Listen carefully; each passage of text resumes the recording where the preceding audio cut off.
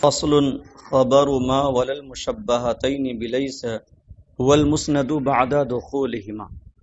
یہ منصوبات کی آخری قسم ہے ما ولا مشابہ بلیسا کی خبر. تعریف کر رہے ہیں هو المسند بعد دخولہما، چونکہ آپ جان چکے ہیں کہ ما ولا مشابہ بلیسا بھی مبتدا اور خبر پر داخل ہوتے ہیں، لہذا خبر مسند ہوتی ہے. تو اسی لیے تعریف کر رہے ہیں هو المسند بعد دخولہما کہ ما ولا مشابہ بلیسا کی خبر وہ مسند ہے جو ان دونوں کے داخل ہونے کے بعد ہو.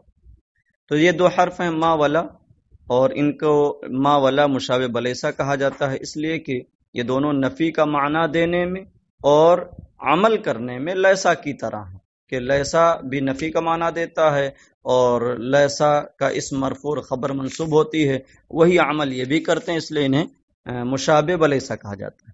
نحو ما زید قائما ولا رجل حاضر، اور فرق پیچھے پڑ چکے ہیں کہ لا جو ہے یہ نکرہ کے ساتھ خاص ہے جبکہ ما دونوں کو عام ہے.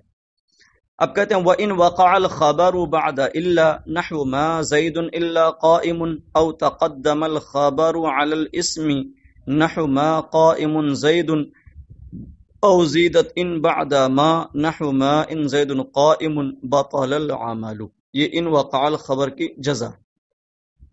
کہتے ہیں اور اگر خبر اللہ کے بعد واقع ہو، کون سی خبر؟ ما ولا مشابہ بلیسا کی خبر.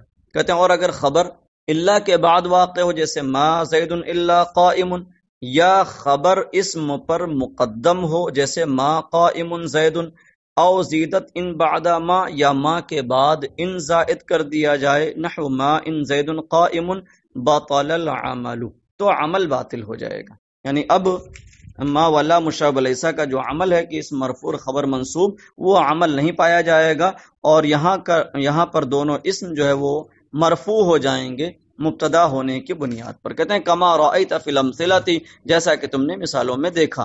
وہذا لغت اہل الحجاز، اور یہ اہل حجاز کی زبان ہے.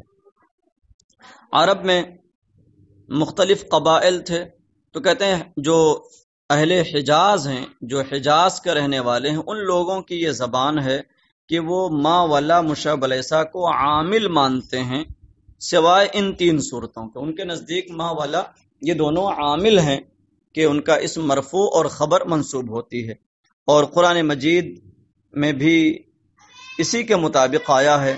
چنانچہ فرمایا گیا ما ھذا بشرا، تو ما ھذا بشرن میں بشرن منصوب ہے جو کہ ماں کی خبر ہے. تو پتہ چلا کہ یہی زیادہ فصیح ہے. کہتے ہیں اور یہ اہل حجاز کی لغت ہے. اما بنو تمیم فلا يعملونہما اصلا، لیکن قبیلہ بنو تمیم کے لوگ تو وہ ان دونوں کو بالکل عامل نہیں مانتے، ان کے نزدیک یہ عامل ہے ہی نہیں، نہ ان تین صورتوں میں نہ اس کے علاوہ. لیکن قبیلہ بنو تمیم کے لوگ تو وہ بالکل انہیں عامل نہیں مانتے. قال الشاعر عن لسان بنی تمیم، ایک شاعر قبیلہ بنو تمیم کی زبان کے بارے میں کہتا ہے، شعر یعنی یہ شعر ہے. وَمُحَفْحَفٍ كَالْغُصْنِ قُلْتُ لَهُ انْتَسِبْ فَأَجَابَ مَا قَتْلُ الْمُحِبِّ حَرَامُ. وَمُحَفْحَفٍ میں واو یہ ربا کے معنی میں اسے واو ربا کہا جاتا ہے. محفف کہتے ہیں پتلی کمر والے کو. کالغصن، غصن مانے شاخ. قلت له انتسب، انتسب ینتسب مانے نسب بیان کرنا. پتلی کمر شاخ کی طرح لچکدار کمر والے محبوب سے میں نے کہا نسب بیان کر. فاجابا، تو اس نے جواب دیا ما قتل المحب حرام، برفع حرام.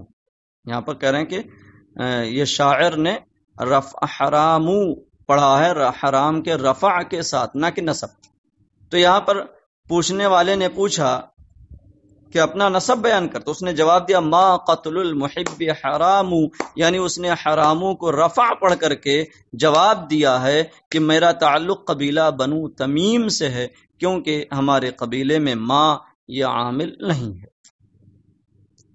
تو اسی کہتے ہیں کہ اسی زبان کے بارے میں، اسی استعمال کے بارے میں شاعر نے اپنے اس شعر میں کہا.